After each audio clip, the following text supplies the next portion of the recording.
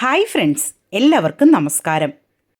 இன்னைக்கு நல்ல சூப்பர் டேஸ்டான வறுத்தரைச்ச கேரளா சாம்பார் தான் நம்ம தயார் பண்ண போகிறேன். சாதாரணமாக சாம்பார் தயார் பண்ணுறதுல நின்னும் கொஞ்சம் வித்தியாசமாய் தேங்காய் ஃப்ரை பண்ணி தான் நம்ம இன்னைக்கு சாம்பார் தயார் பண்ண போகிறேன். கேரளாவிலே மலபார் இடங்களிலெல்லாம் இந்த மாதிரி தான் சாம்பார் தயார் பண்ணிடும். எப்படி தயார் பண்ணலாம் என்று நமக்கு பார்க்கலாம். அதுக்காக இவ்வளவும் காய் வகைகள் தான் நான் எடுத்திருக்கிறேன். இன்னும் வேறு காய் வகைகள் இதில் சேர்க்கலாம்.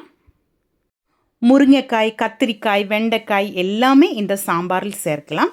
கேரளாவில் சாம்பார் செய்யும்போது காய் வகைகள் அதிகமாய் சேர்த்து தான் சாம்பார் தயார் பண்ணிடுவாங்க. ஒரு சில இடங்களில் இந்த சாம்பார் தயார் பண்ணும்போது காய்கள் இந்த மாதிரி ஸ்கொயர் ஷேப்பில் கட் பண்ணாமல் நீளத்தில் கட் பண்ணி தான் போடுவாங்க. ஆனால் நான் சாம்பார் தயார் பண்ணும்போது எப்போவுமே இந்த மாதிரி தான் கட் பண்ணிடும். உங்களுக்கு பிடிச்ச மாதிரி நீங்கள் கட் பண்ணி எடுத்துக்கோங்க. இது நான் ஒரு குக்கர்லேக்கு மாற்றியிருக்கு. அதுக்கப்புறமா 1/2 கப்பு துவரப்பருப்பு நல்லா கழுகி எடுத்திருக்கு. அது இந்த காயிலேக்கு நான் சேர்த்தியிருக்கு. இனி இதிலேக்கு 2 பெரிய வெங்காயம் இந்த மாதிரி கட் பண்ணியதும் கொஞ்சம் உப்பும் சேர்த்தியிருக்கு. இனி இதிலேக்கு 1/2 டீஸ்பூன் பெருங்காயத்தூளும் 1/2 டீஸ்பூன் மஞ்சள் தூளும் தேவையான தண்ணியும் ஊற்றி நமக்கு இது வேக வைக்கலாம். 2 விசில் வந்தால் மட்டும் போதும். இது நல்லா வெந்து வரும். இந்த பருப்பு சீக்கிரம் வேகிற பருப்பு தான். நீங்கள் சாம்பாரில் வெண்டைக்காய் சேர்க்கிற மாதிரி இருந்திருந்தால் இந்த டைமில் சேர்க்கக்கூடாது. கடைசியில் அதை எண்ணெயில் கொஞ்சம் வணக்கியதுக்கப்புறமா நம்ம சேர்க்கணும். இது நல்லா கலரி விட்டதுக்கப்புறமா நமக்கு வேக வச்சு எடுக்கலாம். இனி ஒரு கடாயிலேக்கு ஒரு 5-6 சின்ன வெங்காயம் இதே மாதிரி சின்னதாய் கட் பண்ணியதும் ஒரு 4 பூண்டும் கொஞ்சம் எண்ணெய் ஊற்றி லைட்டாக ஒன்று ஃப்ரை பண்ணி எடுக்கலாம். நல்லா ஃப்ரை ஆக தேவையில்லை. இதிலேக்கு 1 டீஸ்பூன் மிளகு போடலாம். உங்களுக்கு காரத்துக்கு கரெக்டாக ஆகிற மாதிரி நீங்கள் சேர்த்திக்கோங்க. நான் கொஞ்சமாக தான் சேர்த்தியிருக்கு. அதே மாதிரி 1 டீஸ்பூன் சீரகமும் சேர்த்தியிருக்கு. காரமெல்லாம் உங்களுக்கு பிடிச்ச மாதிரி நீங்கள் சேர்த்திக்கோங்க. இனி 1/2 கப்பு தேங்காய் இதிலேக்கு சேர்த்தி நமக்கு நல்லா ஃப்ரை பண்ணி எடுக்கலாம். இனி இதிலேக்கு 1/2 டீஸ்பூன் கடலைப்பருப்பு சேர்க்கலாம். இதையும் போட்டு தான் நம்ம தேங்காய் ஃப்ரை பண்ணி எடுக்கணும். தேங்காய் நல்லா ப்ரௌன் கலர் ஆகிட்டு வரும். கொஞ்சம் கறிவேப்பிலையும் நமக்கு இதிலேக்கு சேர்க்கலாம். கருவேப்பிலை சேர்த்து நல்லா ஃப்ரை பண்ணி எடுத்து அரைச்செடுக்கும்போது தான் நல்ல டேஸ்ட்டாக இருக்கும். கருவேப்பிலை எல்லாம் நல்லா ஃப்ரை ஆகிட்டு வரும். ஸ்டவ் லோ ஃப்ளேமில் வச்சு நம்ம இந்த மாதிரி ஃப்ரை பண்ணி எடுக்கணும். கலரை விட்டுட்டே இருக்கணும். இப்போ பாருங்கள், நம்ம தேங்காயெல்லாம் நல்லா ப்ரௌன் கலராகி வந்துருச்சு.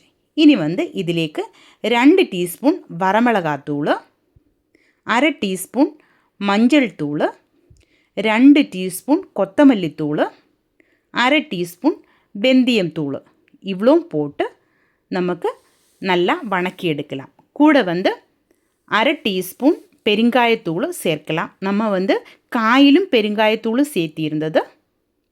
இதிலும் நம்ம பெருங்காயத்தூள் சேர்க்கணும். தூள் இல்லைன்னா பெருங்காயம் போட்டால் கூட போதும். அது நம்ம காயில் சேர்த்திருந்தால் கரெக்டாக இருக்கும். இனி இதுவும் நமக்கு நல்லா வணக்கி எடுக்கலாம். ஸ்டவ் ஆஃப் பண்ணணும். தீஞ்சு போகாமல் பார்க்கணும். நம்ம தேங்காய் நல்ல சூடாகிருக்கு. அதனால நம்ம போட்ட தூளெல்லாம் நல்லா கரெக்டாக வணங்கி வரும். இப்போ பாருங்கள், இது நமக்கு ஆறதுக்கு விடலாம். அதுக்கப்புறமா மிக்சியில் போட்டு நல்லா ஃபைனாகிட்டு அரைச்சி எடுத்துகிட்டு வரலாம். நான் அந்த மாதிரி அரைச்சி எடுத்துகிட்டு வந்துருச்சு. இந்த டைமில் நம்ம வேக வச்சுருந்த காயும் பருப்பும் எல்லாம் நல்லா வெந்து வந்துருச்சு. பாருங்கள், இது நமக்கு கலர் விடலாம். எல்லாமே நல்லா வெந்து வந்துருச்சு.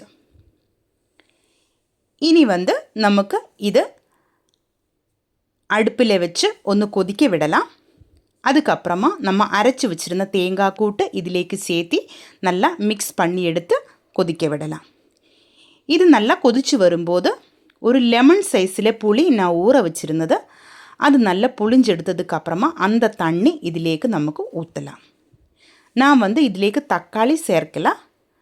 புளிக்காக நம்ம புளி தண்ணி தான் இந்த சாம்பாரில் ஊற்ற போகிறேன்.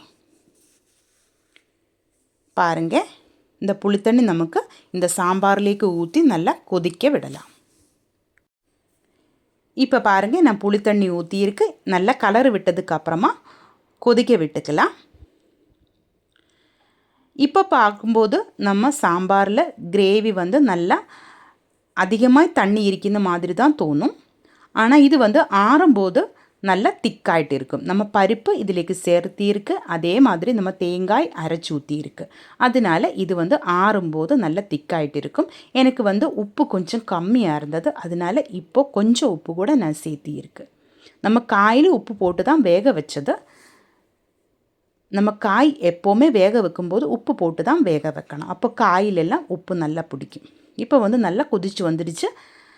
இனி வந்து இன்னொரு கடாய் அடுப்பிலேக்கு வச்சு சூடு பண்ணி அதிலேக்கு நான் தேங்காய் எண்ணெய் தான் ஊற்றியிருக்கு. சின்ன வெங்காயம் போட்டு ப்ரௌன் கலரில் ஃப்ரை பண்ணி எடுத்திருக்கு. அதிலேக்கு கடுகும் கருவேப்பிலையும் போட்டு ஃப்ரை பண்ணி எடுத்திருக்கு. ஆனால் இதிலேக்கு வரமிளகா போடுறதுக்கு நான் மறந்து போச்சு. அதனால மறுபடியும் வரமிளகா போட்டு ஃப்ரை பண்ணி எடுத்து நம்ம சாம்பார்லேக்கு சேர்த்து நல்லா மிக்ஸ் பண்ணி எடுத்துருந்தா நம்ம சூப்பர் டேஸ்ட்டில் வறுத்தரைச்ச சாம்பார் ரெடி ஆகிருக்கு. இது சாப்பாடில் ஊற்றி சாப்பிட்றதுக்கு சூப்பராக இருக்கும். அதே மாதிரி நம்ம இட்லியோட கூடையும் தோசையோட கூடையும் நல்ல காம்பினேஷனாக இருக்கும். கண்டிப்பாக நீங்கள் ட்ரை பண்ணி பாருங்கள். நம்ம எப்போவுமே சாப்பிட்ற சாம்பாரிൻ്റെ டேஸ்ட்டில் நிന്നും கொஞ்சம் வித்தியாசமாய் தான் இந்த சாம்பாரிൻ്റെ டேஸ்ட் இருக்கும். அதனால நீங்கள் கண்டிப்பாக ட்ரை பண்ணி பாருங்கள். இந்த வீடியோ உங்களுக்கு பிடிச்சிருந்தா சேனல் சப்ஸ்கிரைப் பண்ணுங்கள், லைக் பண்ணுங்கள், உங்கள் ஃப்ரெண்ட்ஸுக்கு எல்லாம் நீங்கள் இந்த வீடியோ ஷேர் பண்ணி கொடுங்க, ஹைப் பண்ணுங்கள். உங்களுடைய ஃபீட்பேக் வந்து கமெண்டில் எழுதி போடுங்க. தேங்க்யூ.